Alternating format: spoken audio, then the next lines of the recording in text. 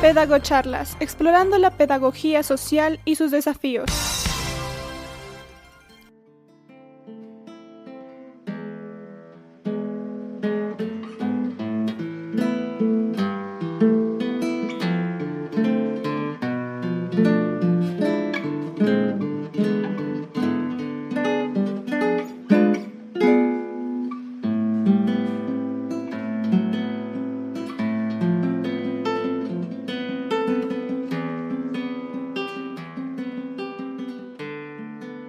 Hola, bienvenidos nuevamente a una edición de Pedagocharlas. En esta ocasión tenemos el honor de contar con la participación del doctor Mario Egas, un destacado académico de nuestra región en el mundo también de la música, cuya trayectoria profesional y vital ha sido un ejemplo de interconexión entre la pedagogía y la misma música como herramientas de transformación social.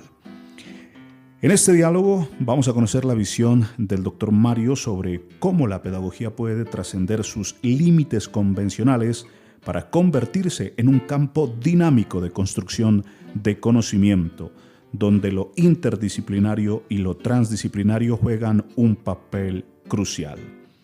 A lo largo de su carrera, el doctor Mario logró integrar la pedagogía musical, formulando en su tesis doctoral una propuesta denominada Educación Expresiva Musical. En sus palabras, esta visión busca comprender el mundo y la vida a través de paisajes sonoros que no solo evocan emociones y sensibilidades, sino que también permiten resignificar memorias y territorios, transformando la realidad desde una perspectiva emancipadora. Así que sin más preámbulos, damos la bienvenida al doctor Mario Egas. Estimado Mario, cuéntenos un poco sobre su trayectoria, sus búsquedas en la intersección entre música y pedagogía y cómo estas experiencias han contribuido a la construcción de su perspectiva sobre la pedagogía social. Gracias por acompañarnos. Bienvenido. Gracias, Felipe, muy amable. Pues estoy muy complacido, feliz, me atrevo a decir. Estamos terminando el seminario de interdisciplinaridad en la maestría en pedagogía social. Yo tengo una formación inicial como licenciado en pedagogía musical, después tengo especialización en educación musical y en docencia universitaria. Mi maestría es en etnoliteratura y soy doctor en ciencias de la educación, con un trabajo de investigación en el cual procuré hacer una construcción o una imbricación entre pedagogía social y pedagogía musical, lo que me permitió plantear mi tesis sobre lo que yo denominé la educación expresiva musical, una manera de comprender la realidad como un lugar, un territorio que cobra sus sentidos a partir de un tejido que en el planteamiento que yo he postulado es un tejido de musicalidades como aperturas expresivas, como emergencias del sujeto que por supuesto convoca las sensibilidades y las emociones para plantear, para proclamar nuevas maneras de construir la vida y de comprender el mundo, ¿no? Entonces, desde este lugar procuro hablar, levantar la mirada desde esta tribuna para decir que en la construcción de conocimiento y en la construcción de lo social, no solamente está convocado lo intersubjetivo como un asunto de un terreno de lo teórico o de lo académico, sino como una necesidad real de poner nuevamente en el centro al sujeto, y en el centro al sujeto particularmente con sus perspectivas emancipatorias de lo expresivo, que en mi caso son expresividades de una base profundamente emocional desde universos de lo sonoro. Es decir, se convocan paisajes sonoros como formas de reinterpretación de la memoria, de territorios que son territorios corporales, territorios de la memoria, territorios de lo virtual, territorios del encuentro con el otro. Estas otredades entonces son formas intersubjetivas como trenzas, como tejidos, como urdimbres de una transformación social posible. Bien, profe, en ese contexto, y bueno, gracias por compartirnos también todas sus búsquedas. Profe, el tema de la pedagogía social, ¿por qué mirarla desde el punto de vista interdisciplinario? A veces hay docentes que se enfocan en su disciplina, ¿no? Es decir, en su área específica o en su asignatura. ¿Cómo entender entonces un esfuerzo en pedagogía social desde lo interdisciplinario y también pasar a lo transdisciplinario y ese proceso también cómo llevarlo a cabo, ¿no? Bueno, lo primero es tratar de establecer un diálogo, una comprensión. La categoría pedagogía en sí misma es amplia y se la viene utilizando más bien desde una concepción instrumentalizada, o se quiere instrumentalizar la pedagogía. Se habla de pedagogía para las cosas más inesperadas, pedagogía para cruzar la calle cuando cambia un semáforo, pedagogía para depositar un voto, pedagogía para que una idea de un político pueda ser transmitida a un grupo de personas, y se piensa que eso es lo pedagógico. Y en el campo o en las interacciones de la educación, pedagogía de la enseñanza se supone, es decir, lo que el maestro tiene como herramienta que saca de su bolsillo para utilizar con eficacia en un proceso pretendidamente de formación o de transmisión. En tanto, lo que se está planteando acá es una concepción de la pedagogía muy amplia, como una apertura, como una comprensión de todos los fenómenos de la interacción social o de la construcción intersubjetiva de la realidad. Y es decir, que se convoca también el hecho de que en la relación de educación, nomás etimológicamente, si pensamos en educación como educere, que es la palabra que le da sentido a educación de manera posterior, pues es que educere es sacar desde dentro o llevar o conducir de dentro hacia afuera.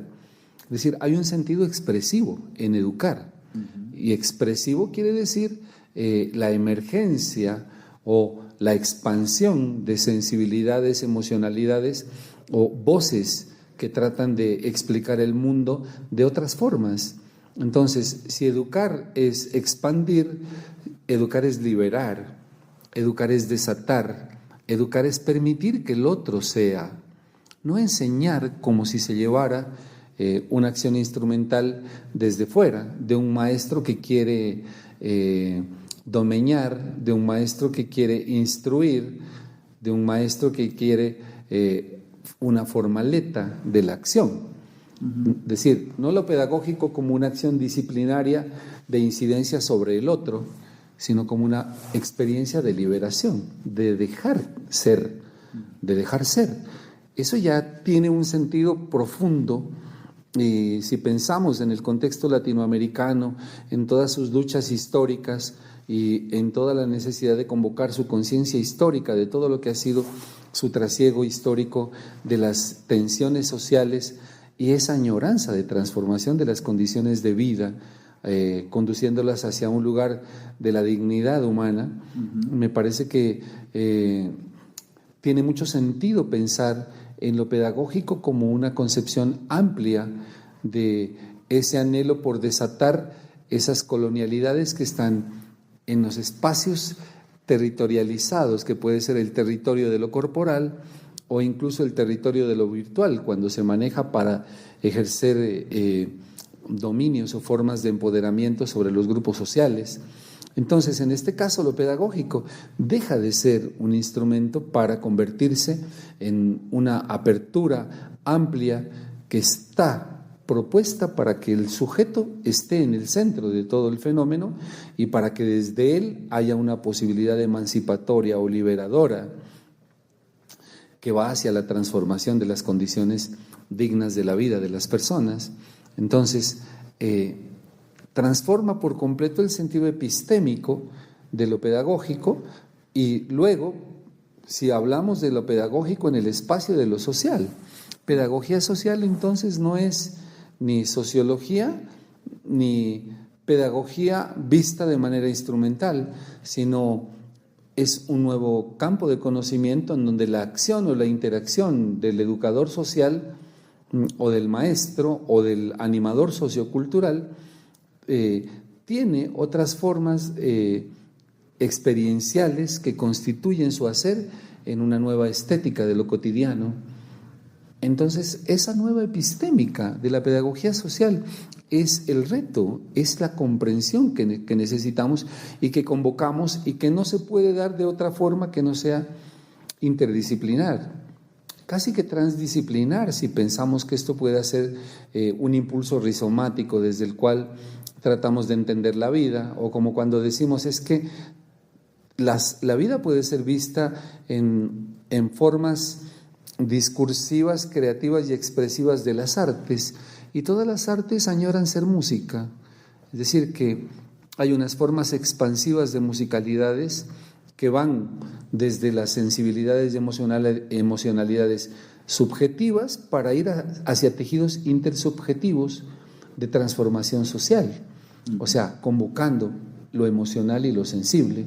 Entonces, creo que es allí donde se juega la validez de que podamos añorar a una postulación de lo transdisciplinar, convocando todos los campos que están en juego en intento de transformar y de construir perspectivas de un devenir en condiciones profundamente humanas.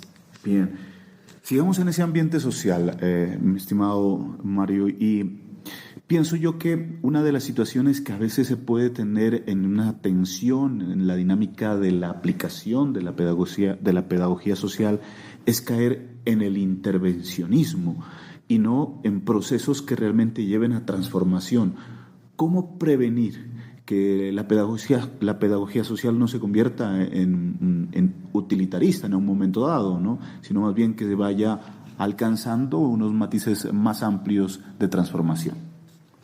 Yo creo que el asunto aquí esencial es recordar siempre la centralidad del sujeto, pero el sujeto maestro, el sujeto pedagogo social también, es decir, desde sus propias sensibilidades, y que tenga claro que no se trata de ir a llevar soluciones, ¿no?, sino permitir justamente esa apertura de lo social para que haya una transformación desde dentro, desde ese cuerpo social, desde ese cuerpo colectivo, desde ese permitir ser emocional como experiencias en el espacio, en el territorio, digamos. Entonces, una primera tarea muy importante es trabajar sobre el reconocimiento de lo que nos tiene atados como pedagogos sociales en el espacio corporal, las colonialidades, las ataduras. ¿Cómo desato eso? Porque todo eso me lleva hacia la construcción de una conciencia histórica, y creo que ahí está una clave bien importante. Si yo he trabajado sobre la conciencia histórica de cuál es mi lugar, cuál es mi rol y cómo puedo yo movilizarme en los ámbitos de la pedagogía social como un animador sociocultural que sea capaz de respetar la emergencia de las otredades posibles.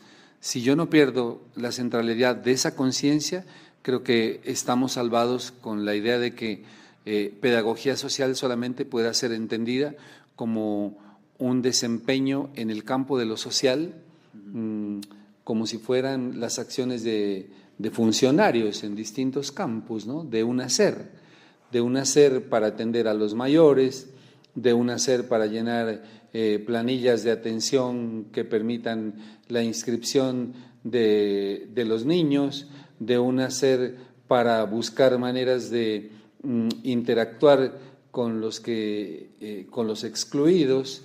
Es decir, cómo procurar que el pedagogo social deje de ser un ejecutor de acciones y que de alguna manera encuentre un lugar como si fuese una zona de confort en el espacio de lo social, como un trabajador dentro de lo social que pierda el sentido crítico, que pierda la reflexión y sobre todo para mí, que pierda la pasión y la emocionalidad, la sensibilidad propia frente a que es él el centro de todo, el fenómeno que puede ocurrir en la pedagogía social. Me parece que eso es bien importante.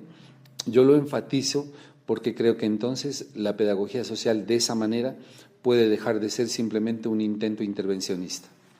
Profe, en esta experiencia, por ejemplo, del semestre, nosotros tenemos profesiones diversas, es decir, que hay una profesional de zootecnia,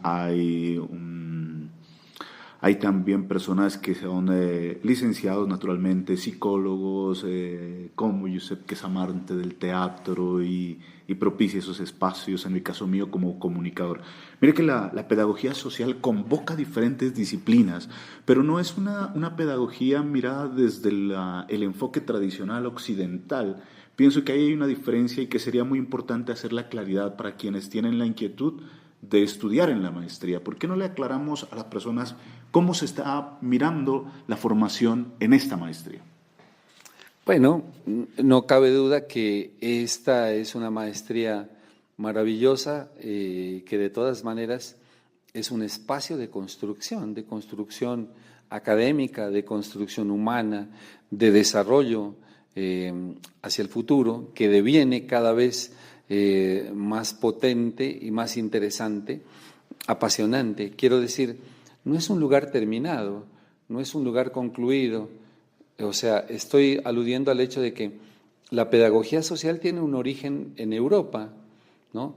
Pestalozzi se preocupó por atender a los excluidos en su momento y promovió la creación de lugares de acogida que fueron orfanatos, y curiosamente, fíjese que yo hablo desde la música, finalmente esos lugares enseñaron muchas cosas a estas personas, entre otras les enseñaron música. Bueno, finalmente fueron los que se convirtieron en los conservatorios. Los conservatorios entonces nacieron como lugares de acogida o como orfanatos en la iniciativa de pedagogía social de Pestalozzi. Y bueno, todo este origen de la pedagogía social en Alemania, en España, en Francia, bueno, en Europa, ha sido un leitmotiv, ha sido el lugar desde donde hemos pensado que hay una pedagogía social para Latinoamérica, pero en Latinoamérica pues tenemos unos pensadores notables que han hecho unos aportes indiscutibles, como Paulo Freire, como Orlando Falsborda, como Hugo Semmelmann, como Estela Quintar, que han hecho realmente aportes en la comprensión de los fenómenos, pero que han hecho una apuesta para situar los procesos de transformación social en el contexto y desde el contexto, desde las sensibilidades de lo propio. Entonces yo me atrevo a pensar que entre pedagogía social y educación popular latinoamericana parece que hay un intersticio o un espacio de un tercero incluido, que sería una pedagogía social latinoamericana, que si bien mira hacia Anatorp, hacia Noll, hacia García Mínguez y hacia todos los doctores europeos que han trazado un camino, también tiene que situarse en el territorio desde las sensibilidades de lo propio, convocando las voces de quienes yo he mencionado y de los otros maestros y de nuestros propios maestros de nuestra pedagogía social como maestría en la Universidad de Nariño. Entonces, me parece que es muy interesante y muy potente, dije yo, lo que puede pasar en la maestría de pedagogía social, y eso nos concede autoridad para invitar a muchos de los profesionales de distintos campos a que se animen a venir aquí, que podemos hacer un trabajo muy interesante como experiencia de pedagogía social. Vale, profe, finalmente enviamos un saludo a todas las personas también que desde el ambiente musical comparten su pasión. Vemos que pues en nuestro medio hay mucha riqueza cultural, especialmente desde la música. Yo, por ejemplo, provengo del municipio del Tambo, donde allá también hay niños, jóvenes y personas dedicadas expresamente a la vida musical, ¿no? Es decir, tiene una trayectoria muy bonita en la música, por su pasión, por su gusto. Y bueno, mirando todo este ambiente de la pedagogía social, cómo no también esos espacios se convierten, mire, también en espacios también de pedagogía social, porque la música transforma realidades y uno le mira, por ejemplo, en un municipio como el nuestro, cómo la música toca a los jóvenes y permite que esos espacios que tienen de espacios libres puedan aprovecharlos para cultivar su talento musical. Y así entre otros aspectos, es decir, que cuando hay un compromiso que trasciende más allá de las aulas, vemos que la vocación, la pasión por lo que mueven a las personas, pues transforman nuestras realidades. Bueno, usted dijo vida musical, ¿no? Fuerza vital, y yo me atrevo a decir que somos narratividades tan vivas, pero son narratividades de musicalidad. Es decir, nosotros nos narramos y nos construimos en expresividades de musicalidad. Somos la música que nos narra, que nos describe, somos viajes de musicalidad, somos músicas, nuestra cultura es musical, hay una semiótica de lo musical. Tenemos unas formas simbólicas de lo musical que no son constructos o abstracciones o complejidades de ese tipo académico, no son la famosa frase de que la música es un lenguaje universal, porque yo estoy aludiendo a los espacios donde emerge lo emocional también, es decir, no solamente lo racional. Entonces no me interesa ni tanto el pensamiento y el lenguaje, sino la emergencia en intersticios entre uno y el otro de musicalidades que se convierten en ríos narrativos para decir qué es lo que somos y cómo es que entendemos la vida y el mundo. Por lo tanto, no se puede ser sino como un caudal de musicalidad que solo puede estar apasionadamente intenso y caudaloso. Eso es lo que realmente nos identifica, y es una identidad que es dinámica, una identidad que no es un recorte temporal, sino una transformación constante. ¿Qué decirles a los músicos? Pues que somos músicas y que la música está dada no para, ¿qué digo yo?, para permanecer en un espacio de exterioridad o de superficialidad, sino para expresarnos, para decirnos, para decir lo que somos.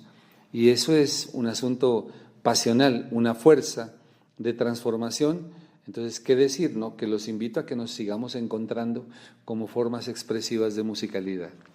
Profe, finalmente, pues yo lo saludo a usted, a su familia, cómo no recordar, pues a su familia que ha sido en el marco del periodismo, que han compartido esta pasión, a quienes ya se han ido también de su familia, y a quienes que le decía que me lo he encontrado en esta semana, hace mucho tiempo que no nos habíamos visto, y qué grato que ha sido encontrarlo a usted. Le decía a quienes con toda la experiencia, el compartir, esa bondad y esa disposición que usted tiene, ¿no?, para entregar un espacio de formación que se convierte también en un espacio vital de crecimiento. Muy amable. Pues muchas gracias por sus palabras.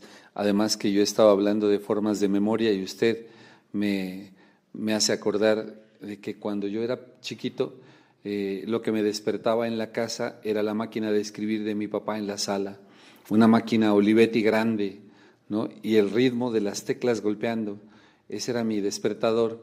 Cuando eso no pasaba era porque yo me quedaba dormido o dormía en otro cuarto atrás de una casa grande, y lo que me despertaba entonces era la voz hermosa y sonora de mi papá en el radio, saludando por su noticiero. Decía: La Voz del Sur, órgano informativo imparcial y veraz. Y yo ya quisiera haber heredado esa voz tan bella que tenía mi padre, pero bueno, heredamos la pasión, heredamos la convicción del valor de la comunicación como una forma de encuentro con el otro, ¿no? Porque eso fue para mi padre siempre, ¿no?, el periodismo, encontrarse con el otro en esa misión que él siempre acogió, que era para él la del servicio social. Tenía para él un sentido eminentemente social toda su tarea comunicadora. Entonces, retrotraer todo esto es conmover las fibras y hacer conciencia histórica hecha presente, ¿no? Rediviva. Y por supuesto las voces de mis hermanos, de Ramiro, que ya no está, pero que fue un maestro para mí en muchos sentidos, un maestro, un hermano, un amigo, un cómplice y una persona con quien compartimos la emoción de lo que hacíamos. Guardo en mi corazón el recuerdo de un hombre grande, sensible, generoso como pocos, que siempre sintió como un asunto vital la necesidad de la presencia de mi guitarra y de mi música para ser feliz. Eso me encantó siempre y lo guardo en mi corazón. Y pues Ken es mi otro hermano que es un maestro, como yo a veces le digo en broma, el profe Kenes, que me ha enseñado tanto en su amor por el deporte, por su Deportivo Pasto, que sigue palpitando como una forma de la identidad de todos los pastuzos, de todos los de esta región que amamos el equipo y que comunicamos todo lo que es como una forma expresiva de lo que nosotros somos realmente, ¿no? Entonces, mis hermanos, mi papá, mis maestros, mis amigos, que me han mostrado un camino y que sigo disfrutando. Creo que yo tengo una deuda allí que en algún momento debo intentar pagar, que es la de tener un espacio de comunicación social como otra forma de pedagogía social, que sería una herencia bonita que yo recojo de mis mayores. Sí, señor, sí quedamos pendientes. Y a propósito, aquí hay mucha riqueza con usted. Mire que los minutos pasan y la verdad uno queda en deuda porque puede hablarse de muchos temas con una persona que ha caminado, que ha construido, que con su vocación pues está haciendo también historia y está contribuyendo al desarrollo de nuestra región. Muy amable, profe, por sus minutos. Felipe, a usted, es para mí un placer. Un gran abrazo. Sumérgete en un análisis profundo de cómo la pedagogía social se adapta a diferentes contextos culturales y sociales en todo el mundo. Escucha y comparte el podcast Pedagocharlas.